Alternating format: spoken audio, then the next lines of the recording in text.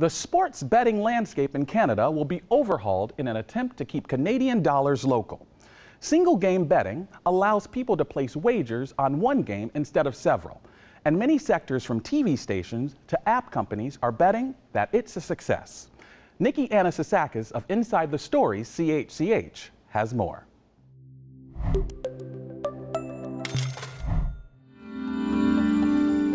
Sports betting. It's expanding to many facets of Canadians' lives. Definitely in the places people consume live sports like the Super Bowl or hockey events and football. But throughout the years, there's been a growing push to change how Canadians legally bet on professional sports in Canada to help keep billions of gambling dollars in the country. How much Canadian money was bet here in Canada on the Super Bowl? Well, I think numbers are still being tallied, Nikki.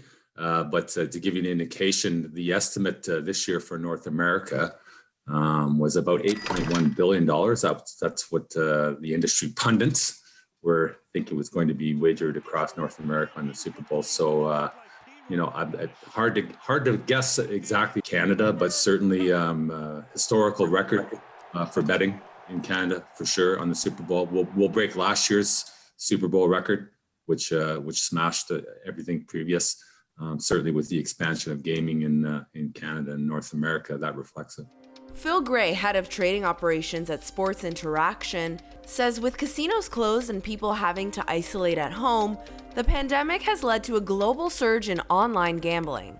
Working remote and being at home more often and online more often, we've seen across the industry pretty much all the major players are reporting about a 30 to 40% growth in handle, which is what we it's a term in the industry that we use for dollars staked.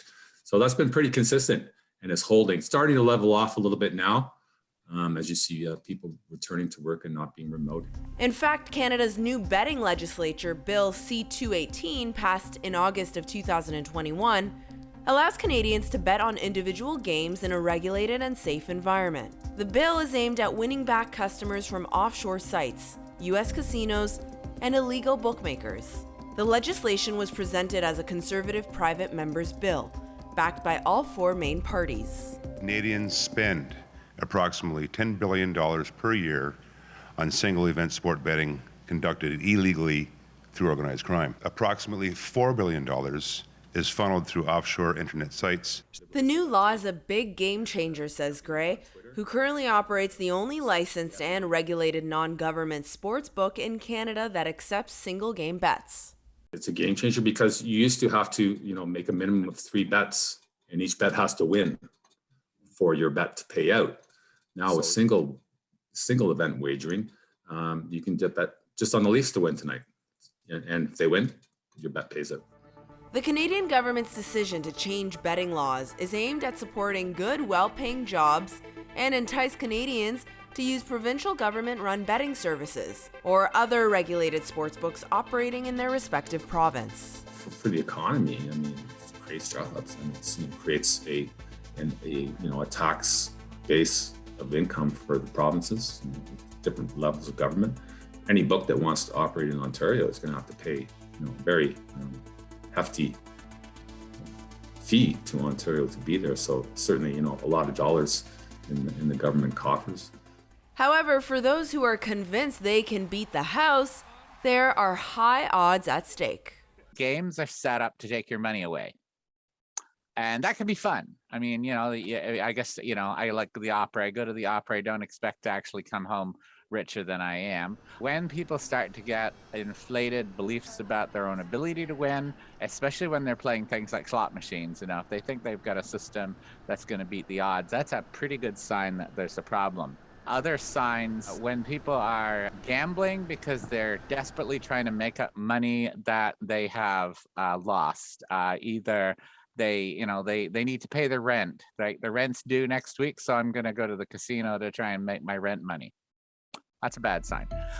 Independent scientist for mental health policy at CAMH, Nigel Turner, says anytime you make an addictive behavior more easily available, there's a potential that some people are going to develop a problem. When they first actually start opening casinos in Canada, the problem gambling rates actually skyrocketed, and they actually have come down in more recent years, partly because I think because people burnt out.